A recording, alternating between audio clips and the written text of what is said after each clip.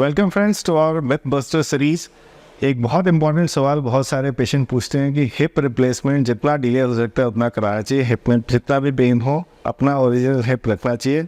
जितना डिले कर सकते हैं सर्जरी कराने में उतना कोई हार्म नहीं है। मैं दोस्तों आपको समझाना चाहता हूँ, बहुत सारे लोग इसी गलत मिथ के अंडर फेस कर रहे हैं और सोचते हैं कि हिप में पेन है किसी कारण से, जैसे कि एवियन हो के ग्रेड 4 आर्थराइटिस हो चुका है, या उनमें कोई आप सोचिए आर्थराइटिस जैसे एंकाइलोजिंग स्पॉन्डिलाइटिस हो गया, जॉइंट कम्प्लीटली जाम हो गया है और पेशेंट बिल्कुल नहीं चल पा रहे। ये हिप के बहुत सारे कंडीशंस है, जैसे कि फ्रैक्चर के बाद हिप का बॉल जो है कम्प्लीटली श्रिंक कर गया है या उसकी ब्लड सर्कुलेशन चली गई है और आप चल फिर नहीं पा रहे हैं। बहुत सारे पेशेंट सर्जरी को अननेसेसरी डिले करते हैं, जिनके कारण बहुत सारी कॉम्प्लिकेशंस हो जाती है।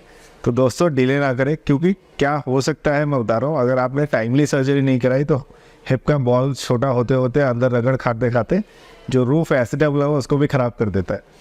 कॉम्प्लिकेटेड हो जाती है सर्जरीज, डिफ़िकल्ट हो जाती है सर्जरीज। देखिए सर्जन के लिए सारी सर्जरीज करनी ईजी है, बट अंडरस्टैंडिंग एक सिंपल स्टेज पे अगर हमने सर्जरी को किया है, समझाने के लिए समझा रहा हूँ। गाड़ी का टायर घिस गया है और आपने टाइमली उसके टायर को बदल दिया है।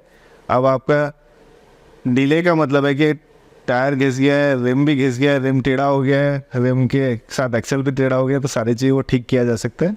बट समझिए कि जितना देर करेंगे उतना डिफ़िकल्ट होता हो जाता है सर्जरी, उतना ही उसकी कॉम्प्लिकेशन रेट्स बढ़ते जाते हैं। जितना अर्ली आप सर्जरी कराएंगे, सिर्फ टायर घिसा और आपने टायर बदल दिया तो आप सेकेंड डे से ही सारी एक्टिविटीज़ कर पाएंगे। तो मेरी तरफ से मिथ बस्टर ये है कि आप हिप रिप्लेसमेंट को डिले ना करें, क्योंकि उससे बहुत सारी प्रॉब्लम्स जैसे कि एस्टेबुलर रूफ ख़राब हो जाना, स्पाइन की प्रॉब्लम क्रिएट हो जाना, लिम्ब लेंथ डिस्टर्बेंस, चलने में ऊंचा नीचा चलना, जिसके कारण आपकी बैक अपर बैक तक में पेन हो सकता है। तो देखिए क्वालिटी ऑफ लाइफ को इम्प्रूव करें और सर्जरी को टाइमली कराएं।